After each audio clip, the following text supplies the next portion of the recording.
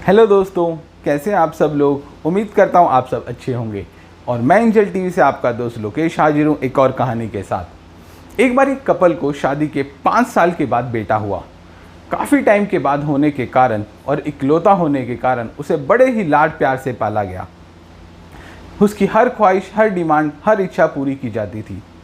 धीरे धीरे टाइम बीता, लड़का बड़ा हुआ, लेकिन वो एक बिगड़ा हुआ लड़का निकला।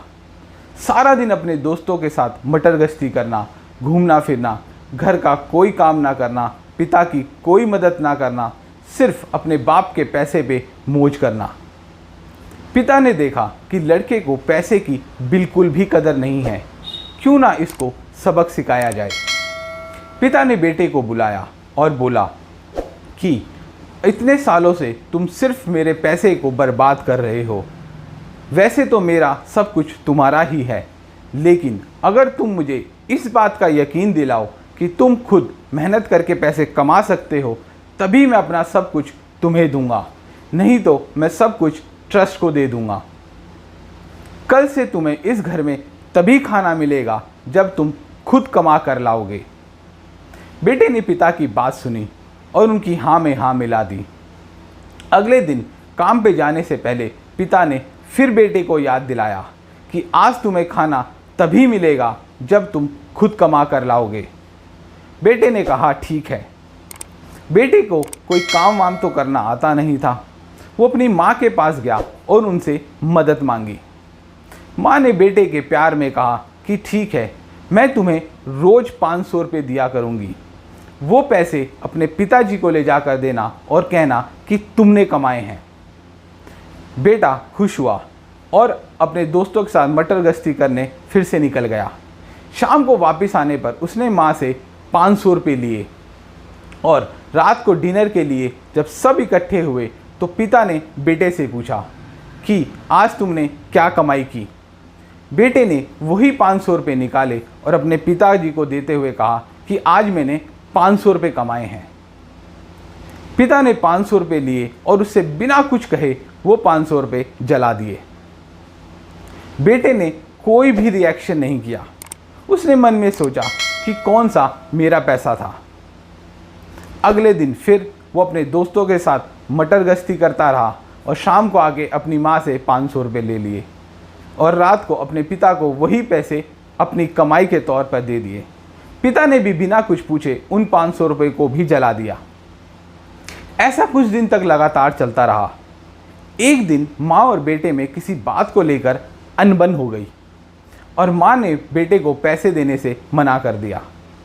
बेटे ने अपने दोस्तों से उधार लेना शुरू कर दिया, लेकिन दोस्त भी कब तक उधार देते।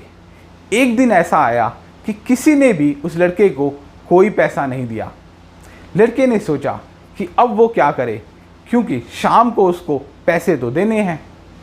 उसने काम ढूंढना शुरू किया कि तभी उसे एक काम मिला जिसमें घर का कुछ सामान ग्राउंड फ्लोर से 3rd फ्लोर पर चढ़ाना था।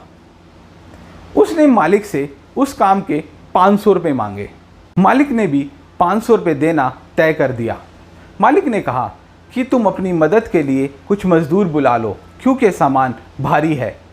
लड़के ने कहा नहीं, मैं अकेले ही कर दूंगा। लड़के को कुछ करना तरना तो आता नहीं था।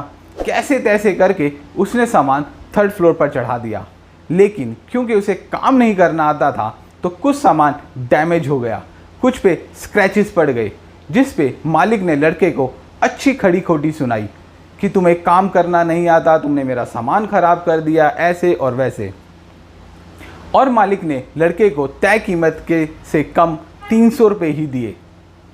लड़का चुपचाप वो पैसे लेकर वहाँ से चला गया। रात को जब डिनर के लिए सब इकट्ठे हुए तो पिता ने फिर बेटे से पूछा कि आज तुमने क्या कमाया। बेटे ने वो 300 रुपये निकाले और पिता को देते हुए कहा कि आज मैं सिर्फ 300 रुपये ही कमा पाया।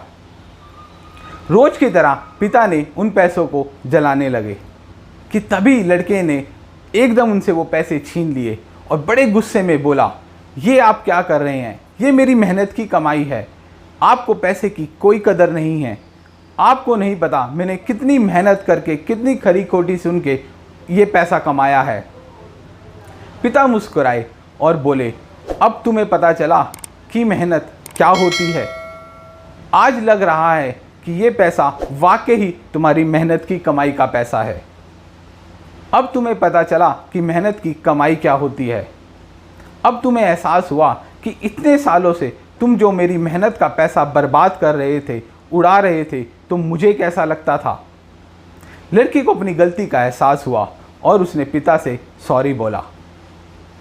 दोस्तों, मोरल ऑफ द स्टोरी ये है कि पैसे की कीमत वही जानता है जो मेहनत से पैसा कमाता है।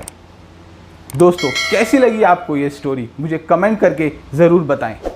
और अगर ये आपको स्टोरी पसंद आई हो तो इसे लाइक ज़रूर कीजिए, इसे ज़्यादा से ज़्यादा अपने दोस्तों और फैमिली में शेयर कीजिए। और अगर आप मेरे चैनल पे नए हैं तो इसे सब्सक्राइब करना ना भूलें। अगले रविवार फिर मिलते हैं एक नई कहानी के साथ। तब तक खुश रहें, मुस्कुराते रहें।